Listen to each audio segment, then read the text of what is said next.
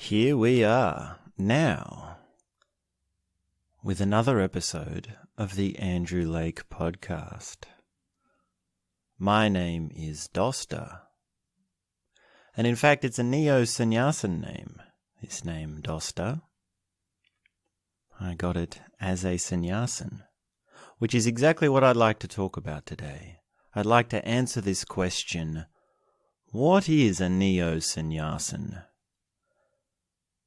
And if you've heard my episode, My Name is Dosta, and Here's What Happened, I shared a little bit about my story and my personal experiences with becoming a sannyasin, or taking sannyas, as they say.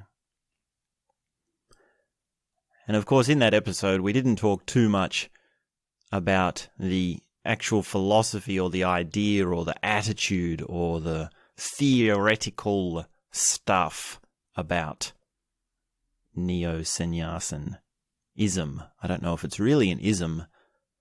Something about me that doesn't want to put an ism in there. And that's something we'll address here today in this conversation as we answer this question: what is a Neo-Sannyasin?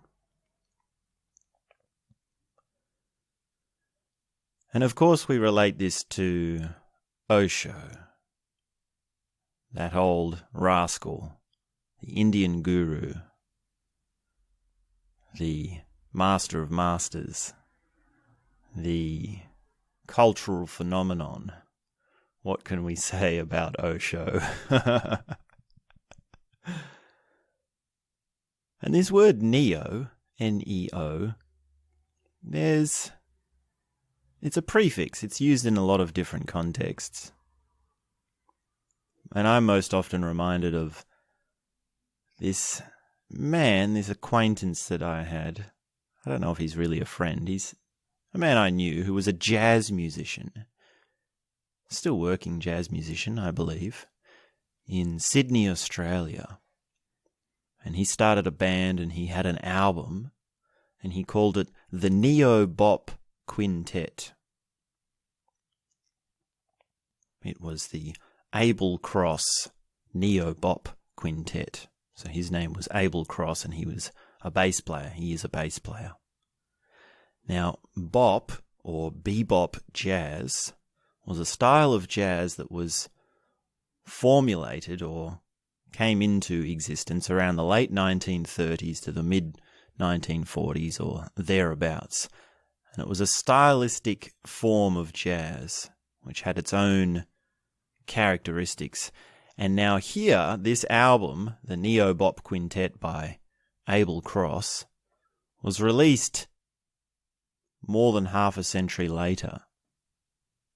And he's put this neo in front of the bop, suggesting that it's something of the old, it's something of the tradition, it's something from way back yonder, but somehow it's also new. Somehow it's got a modern spin on it. Now, neo in itself is from the Greek word neos, meaning young, fresh, new, something like this. So it's new bebop is this jazz album, as opposed to traditional bebop. So that's an example of what this word neo means. And we find it also here in this Neo-Sannyasin term, because there is a traditional definition of this word sannyasin. It's a Sanskrit word, and it comes from yogic traditions, or some forms are like in the Orthodox Hinduism. So ancient religions, traditions, you find this word sannyas. And in the yogic philosophy, there are certain stages of life. There are 4 stages. One is the brahmacharya, which is the student. Another is the grihastha, which is the householder. So this would be the family man. And another is the vanaprastha, which is partially retired. And then there is the sannyas, which is fully retired. So this is later in life and withdrawing from the world. So the student is learning, the student is young, the student is coming into the world, finding things. The householder is the worker, the family man. He has a relationship, he has a wife. Now traditionally this is all related to the man, but it's also available to the women. And then when you're partially retired, in that third stage of vanapratha, don't know really how to pronounce it very well. My Sanskrit pronunciation could use some work. But at stage 3, it's you're partially retired, is you no longer have too much responsibilities from the family, and you can spend time doing more of the things that you'd like to do. And then sannyas is the final stage in old age, sort of like a monk. If you think of a monk who shaves his head and goes off to live in the monastery, and you never hear from him again, that's sort of a traditional sannyas. So he eats very simply, he doesn't have activities, he doesn't have worldly possessions, he lives in the monastery, he doesn't have relations. And the whole point of that was to turn to God, to find an existential truth, to find that which is beyond the material world. And that's a traditional definition of this word sannyas. So when we have NeoSannyas, well, we have something that's new, something that's vibrant, something that's old but got a new spin on it. And there is a difference between sannyas when Osho was alive and sannyas now. So even within this definition that Osho has made, there are differences at different times. Now, I've read a lot about Osho. I've heard a lot of things. And I've heard a lot of crazy stories about the people he came into contact with and how he related to people and the sort of reactions people had when they encountered this man. All sorts of crazy stories. And one of the things he would do is he would say, well, you should become a sannyasin. You should become my sannyasin.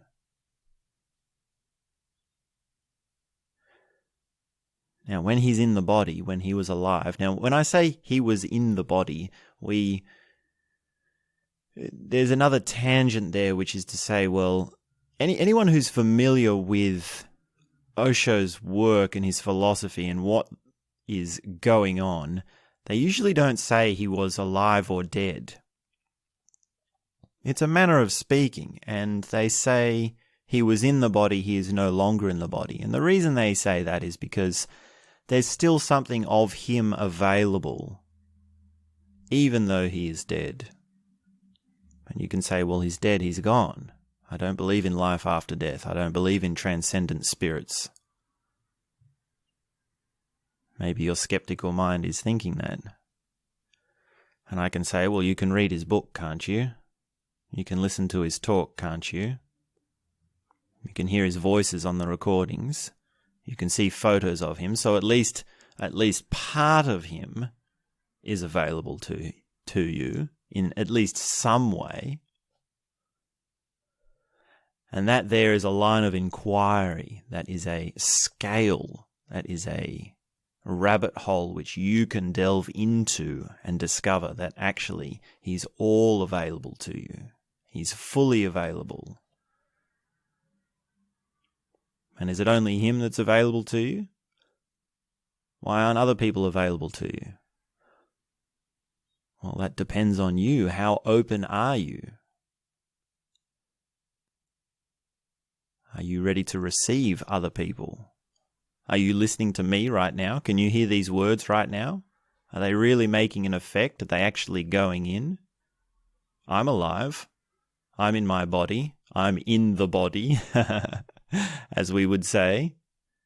And yet still I might not be available to you. There might be some distractions going on. Well, maybe in the best case scenario there are some distractions going on. Worst case scenario, you've already tuned out and no one's hearing this at all. But this difference, when Osho was in the body and he was going around and he was having these interactions with people and saying, you should become a sannyasin, that meant something to him personally. It was personal. It was opening up to him in a certain way. And I get the impression that it was a very significant and powerful, life-changing, monumental moment when someone would take sannyas with Osho. From the stories that I've heard, I've got the impression that it's very serious. And not serious in a dark sort of serious way, but serious sort of way, but a serious in a powerful and moving way. It's a step into the unknown where you can't really know what your relationship will be with this man once you do this.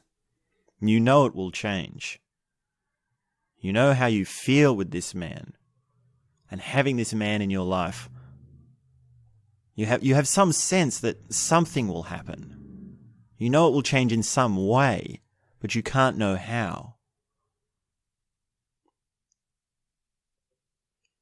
And not all people were willing to open to become a sannyasin. And many people resisted, many people didn't, many people hesitated. And even that was something that Osho directly drew our attention to, drew people's attentions to, which is to be spontaneous, to take a leap, the leap of faith, the leap of trust. Would you trust this man? Would you allow this man to guide you, to be with you? Would you allow this man to have a connection with you? And there really is a lot of guts in a man like that. For anyone, it's rare. It's rare to stand up and say, follow me. If you follow me, I can guarantee great things will come. I can guarantee things will open up for you. I can show you the way. Follow me, and I can rid you of your neuroses, your pains, your darkness. Now, it's not exactly that here's the trade, follow me and you get this. It's not that black and white. And even in the religious figures and the leaders of our times, or throughout human history, it's never been that black and white. More often it's been a question of saying, follow me. I can't tell you what you'll find, but you'll have to trust. And often you can't explain exactly what's coming, because to the person who isn't trusting, to the person who isn't following, to the person who isn't committed, to the person who isn't open, they can't understand what's coming. It's just not right for them. They just don't have the ability. It's not in their realm of understanding. It's not even in the realm of their wildest imagination. So this leap of trust and the guts of this man to say, follow me,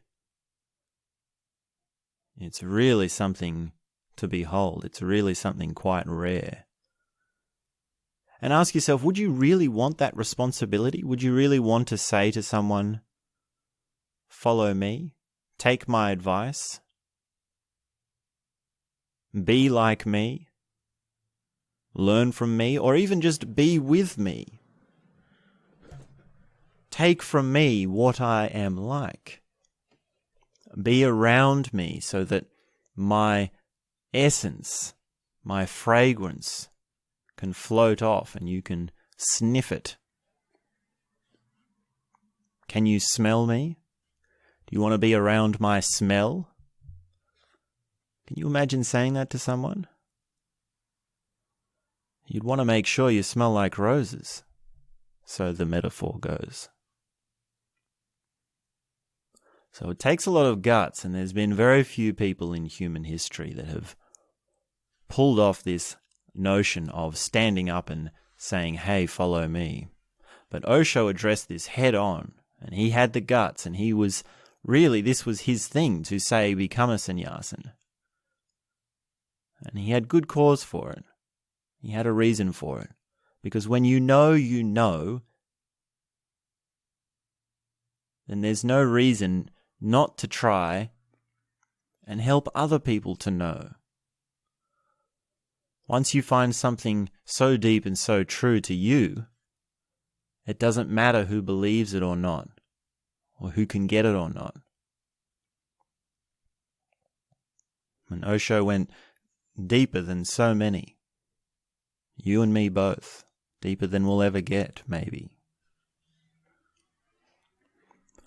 So when he was walking around and meeting people on his travels and saying, take sannyas, become a sannyasin, that was entering into a personal relationship with him. And he would give you a name. And it would be a ceremony with him. And something would happen with your relationship with him. And he had this new definition of sannyas, which was not like the orthodox Hinduism or yogic traditions. He, in essence, turned the definition of the word sannyas up on its head. Because his sannyasins would still have families, they'd still have girlfriends, they'd still have jobs, they'd still enjoy a drink, they'd still go to parties, they'd still dance, they'd still be in the world. And he had this concept, or this word, this phrase which he used, called Zorba the Buddha. Zorba is this character, this Greek personification of the spirit of life, the dancing life, the sensual pleasures, almost like a hedonism, almost like a pleasure yourself, raw titillation sort of excitement character. And this Zorba the Buddha is, well, the Buddhism, the Buddha of sitting silently and opening to existence and meditating. Well, this is the juxtaposition of those two lifestyles. The life of Zorba and the life of the Buddha. So a sannyasin for Osho was this combination between being in the world and enjoying the pleasures of the world, but also having a meditative practice, having an awareness, having an openness to consciousness.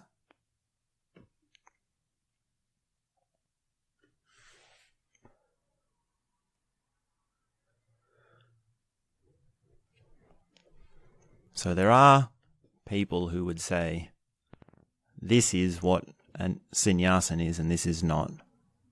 Just in the same way that there are a whole bunch of people that say, well, this is what Christianity is, and what those people are doing is not. Well, we call them the Protestants. And then the other group that's saying, well, no, they're not actually doing it right. We're doing it right. We call them the Catholics. And the Catholics and the Protestants never really did get along too much. They never could really agree. And we don't see it on the scale that large with Osho and sannyas and this term. But there are always divisions. There are always people who have their own definitions and their own ideas of the tradition. Especially the people who actually did take sannyas with Osho when he was in the body, when he was alive. And there still are people alive who had that experience. Now, when Osho was leaving the body, his teaching style changed. In a manner of speaking, his approach changed. So I'd like to read from the website Neo-Sannyas.org, and this is a description, and there are some Osho quotes in there, about what Osho was saying to people taking sannyas without him knowing them personally. And it says, "Now, sannyas is available to anyone who chooses to make the decision to live life in its totality, but with an absolute condition, categorical condition, and that condition is awareness, meditation, as Osho describes sannyas. They can now do so without the involvement of anyone else. This respects the individual and his or her freedom and choice. It is your decision. Always remember, whatsoever happens here is your decision. If you are a sannyasin, it is your decision.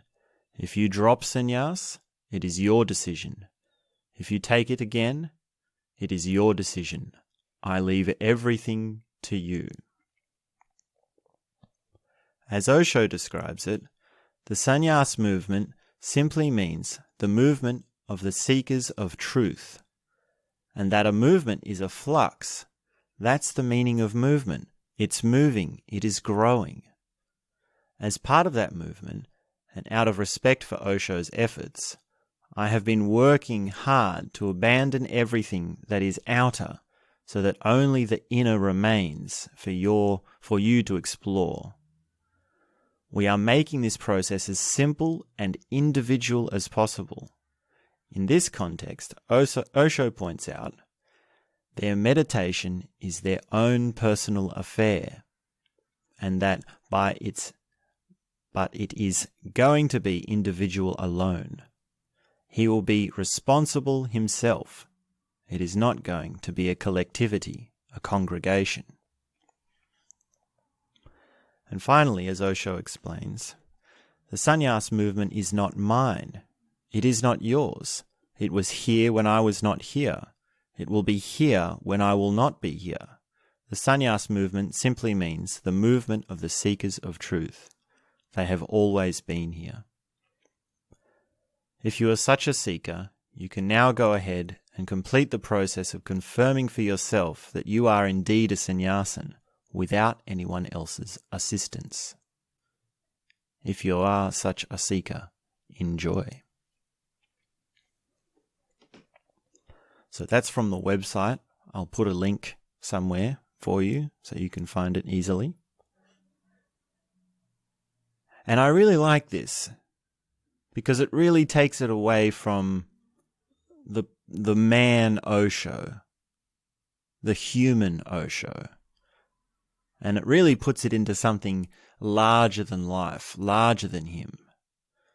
And it's also not a movement as a green meme, pluralistic, we need to fight for everyone's equal rights sort of revolution movement, because it's not a collectivity. It's all put back to the individual. It's all put back to you. It's all up to you. And it's really just an excuse to say, hey, this is my life. Hey, I'm taking my life back for myself. Hey, I'm taking responsibility. Hey, I'm going to do the things that I want to do and live the way that I want to live and step up. Now, it's not only a motivational thing. It's not just a get you up and get you active sort of thing. It's also a sincere thing. And he uses this word a lot, which is totality, to live with totality. That's really one of the buzzwords of Osho. If you ever hear people talking about Osho, or you read his books, then there's always this buzzword totality coming up. And taking sannyas is really an opportunity to remind yourself to live with totality, to come back again and again.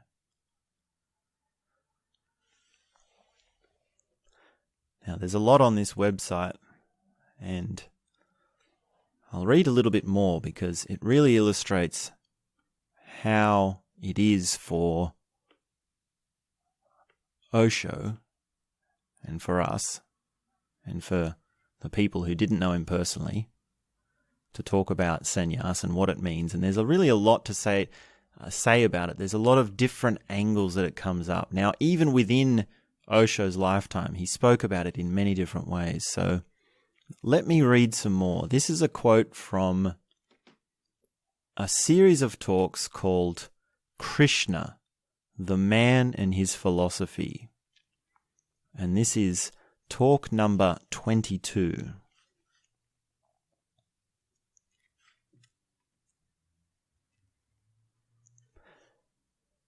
In the past, sannyas was much handicapped by the concept of lifelong sannyas. Once a sannyasin, always a sannyasin. We closed the gate of society forever once one entered sannyas. Maybe a person takes sannyas in a particular state of mind, and after some time, when he finds himself in a different state of mind, wants to return to the world. But he cannot do so because the house of sannyas has only an entrance. It has no exit at all. You can enter sannyas, but once you are in it, you cannot leave. And this single rule has turned sannyas into a prison. Even heaven will turn into hell if there is no exit. You can say that sannyas has had no hard and fast rule like this. That is true. But the fact that society looks down upon one who leaves sannyas is a stronger prohibition than any rule. We have an ingenious device to prevent a sannyasin from going back to the world again. When someone takes sannyas, we make a big event of it, give him a farewell with great fanfare, with a band and flowers and eulogies. The poor sannyasin does not know that this is a clever way to say goodbye to him forever. He is not aware that if ever he returns to society, he will be received by the same people with sticks instead of flowers. This is a very dangerous convention. Because of it, any number of people are prevented from participating in the great bliss that sannyas can bring them. It becomes too difficult for them to make a decision for lifelong sannyas, which is indeed a very hard decision. Besides, we don't have the right to commit ourselves to anything for our whole lives. In my vision, short-term sannyas is the right way. You can leave it at any time you like, because it is you who take it. It is your decision. No one else can decide for you. Sannyas is entirely a personal, individual choice. Others don't matter in any way. I am free to take sannyas today and leave it tomorrow, provided I don't expect any reward for it from others in the form of their praise or acclamation.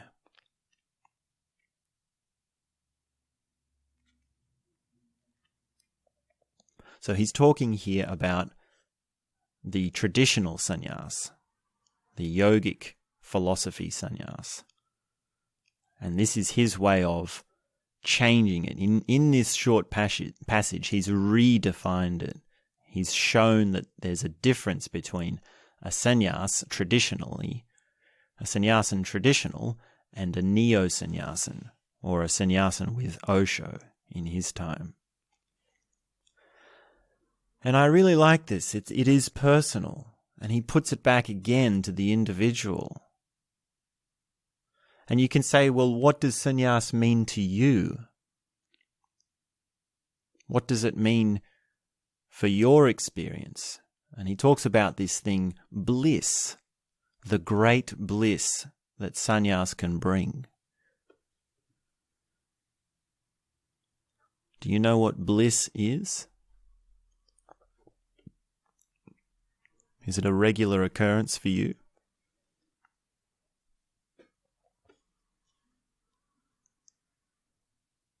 Is it something that you can associate with your sense of identity, your sense of being, and your relationship to other people, your relationship to yourself?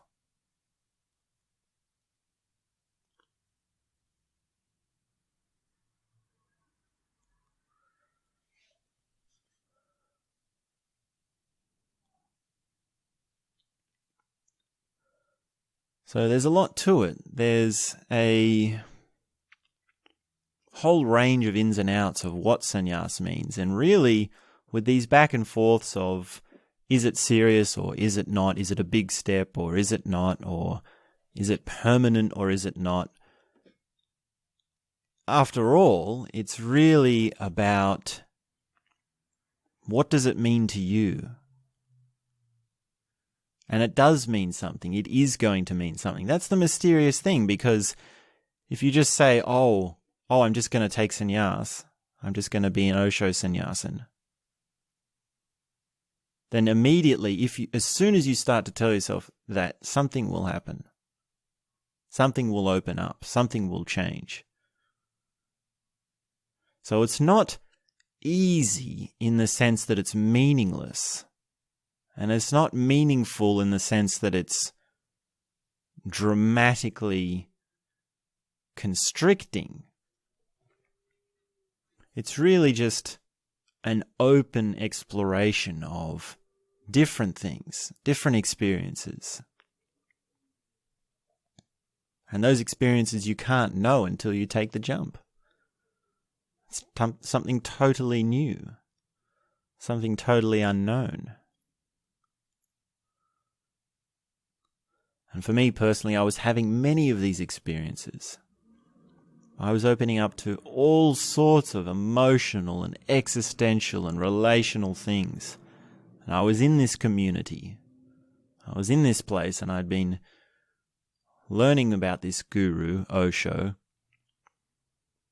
for many months.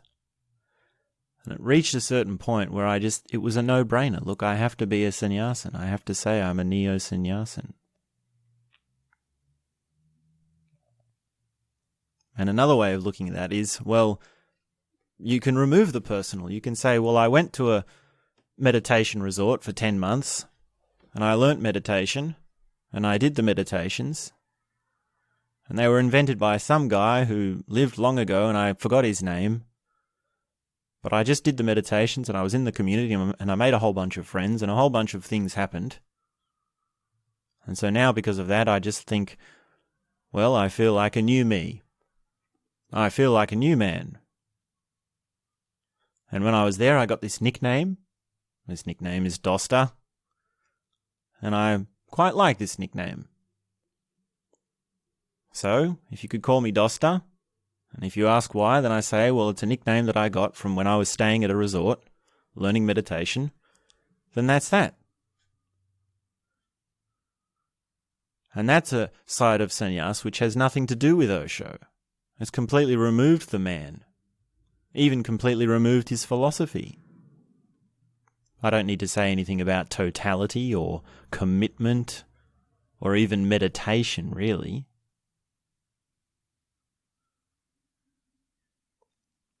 So it can mean many things. And I'm sure everyone has their own story. Everyone has their own moment. And lots of people resist. Lots of people are afraid. I don't want to be a follower. I don't want to be a sheep. I don't want to be a part of the crowd. I don't want to be associated with some eccentric guru who has all these controversies around him. Now, in Osho's day, there was an actual cultural pressure Because not only if you were an Osho follower, there was a certain point where you had to wear orange. So the traditional dress in some traditions for a sannyasin is this bright orange gown or robe to signify it. So in Indian culture, the orange means sacrifice or renunciation. So there was a period where Osho was having these sannyasins dress in the traditional sannyasin wear, which meant that if someone was to take sannyas, they couldn't hide it. They couldn't hide it from their family. They couldn't hide it when they walked down the street. And if it was in the town where Osho was, if it was in Pune, or wherever he was, then people would definitely make the connection. They'd say, oh, this is an Osho sannyasin. This man is an Osho follower. And the controversy in his time, the cultural shock, the dynamite, the explosions that he was causing with his words, with his philosophies, were not always looked upon so nicely. Controversy is dramatic. And it's one thing to sit here in our cozy, safe and comfortable chairs 30, 40, 50 years later and to say, oh, isn't it cute that we can be Neo-Sannyasins and we can be Osho followers? Now, that's very different to being in the thick of the controversy and the cultural revolution, the drama, the sparks. Some people might actually feel for their safety. There was a time when sannyasins would have to take certain precautions, take certain transport, travel at certain times of day, travel in groups. And a lot of their relationships were broken. There are a lot of broken relationships.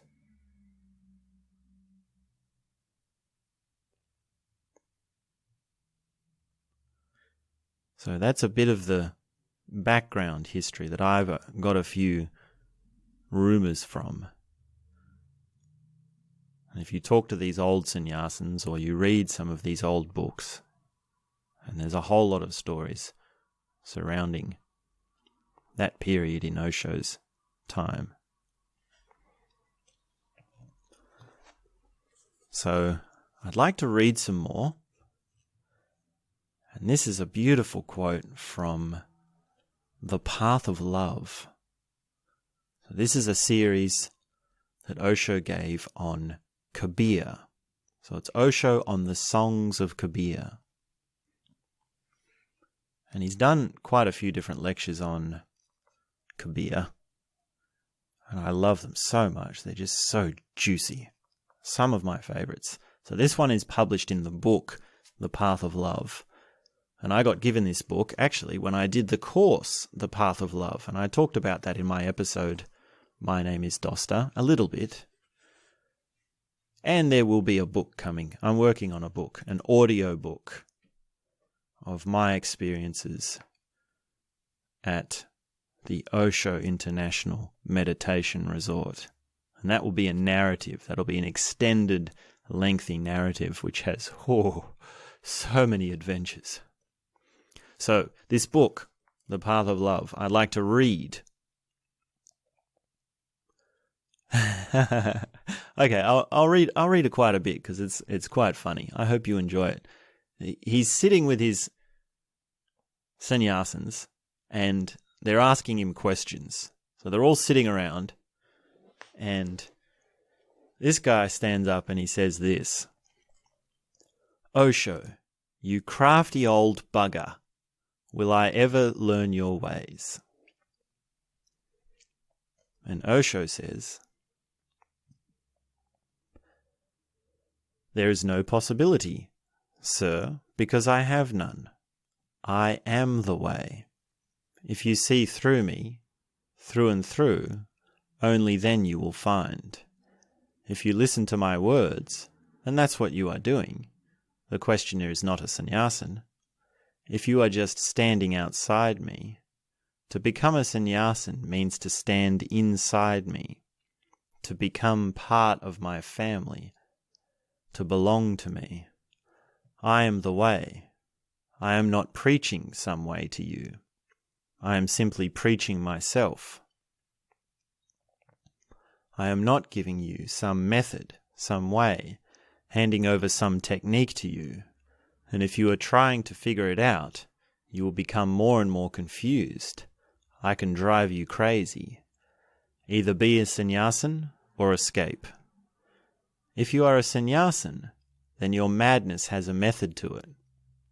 If you are not a sannyasin, then you will become more and more confused. You will become mad without a method.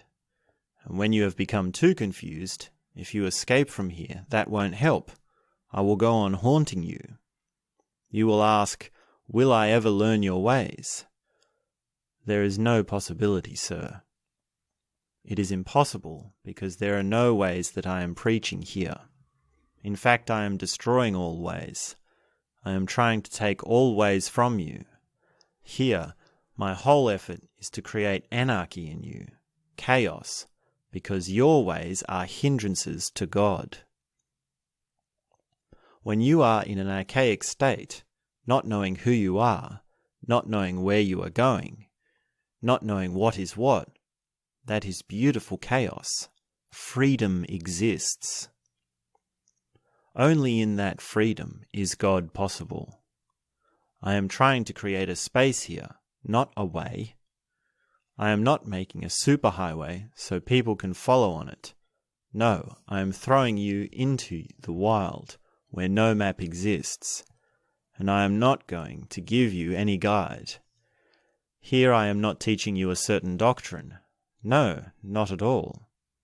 I am trying to take away all the doctrines that you have already learned. Here I am trying to help you unlearn, to unlearn the ways so that the way can exist. And the way is not one of the ways. The way has nothing to do with your choice, or with your mind, or with your reason, or with your logic. When you are completely at a loss, the way exists. God exists. Here, it is not a question of any theology. It is a question of love. If you stand outside like a spectator, an observer, you will get something.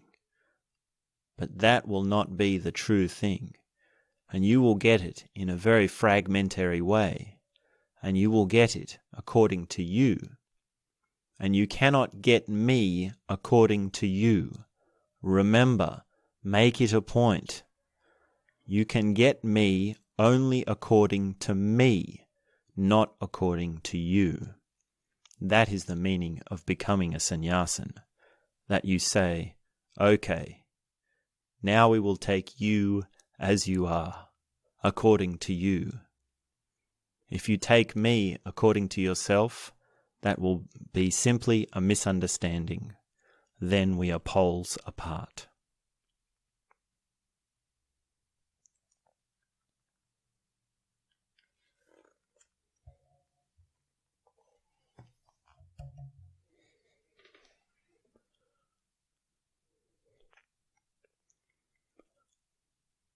So it's words like that where I start to see why so many people fell for this man's shenanigans. And I think there are only good intentions there, really. I have only wonderful things to share about my experiences of learning from someone, from being open to someone, from being able to listen. And of course, Osho is not he's not the only one for me. I still have many that I admire.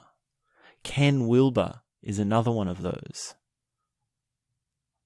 I feel so grateful to Ken Wilber and his work. I will always be a deep admirer of Ken Wilber and his work. Well, I can't say always.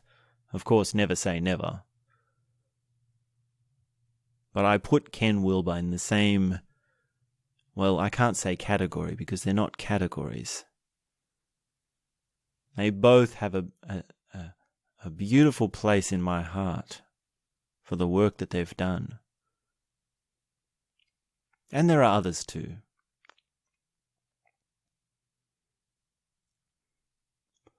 But when it comes to Osho, then it was my decision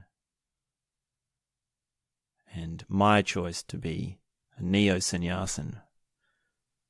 And I went through the process. I got my name. My name was given to me by a friend, and she was an old sannyasin. She knew Osho when he was in the body and met him personally. And it was a process, and there was a ceremony. And there was some, well, I won't say too much about the ceremony. There was some bad music, and there was some meditation, and there was some Osho quotes played over the speakers, and that's what happened. But some people get a lot more out of it. I mean, there have been, that ceremony, I've been involved with the music in it as well, and I've seen it in many different forms with many different energies. So, a ceremony is a ceremony. It's just a course of actions to signify something, really, like a symbol. It's more like how else can you say that a ceremony is a ceremony? It's not, it means something, but it's not the essence of it. The ceremony is just a simple expression of something much larger and deeper. So, I don't know if you really need a ceremony. If I would recommend it if you're going to take sannyas. But really, that's up to you. It's all up to you. And I'm not here to convert anyone. I'm not here to say everyone should be a sannyasin. No, of course not. How could I possibly say that after all that we've talked about here? And I will be sharing more about my stories in my book in time, when the time is right. Maybe by the time you hear this, it will be available. And if you ever meet a sannyasin, you meet a neo-sannyasin, then you can ask, well, what does that mean to you? And what was it like when you first took that step? What was it like just before? What was the difference? What was the before and after effect? You can ask them these things and find out a little bit more about it. And you can read more Osho books too. You can hear more Osho talks, because he says a lot about it. Sometimes even contradictory things. Sometimes things that don't really make sense. And that might just be his way of confusing you, of playing with you for an effect.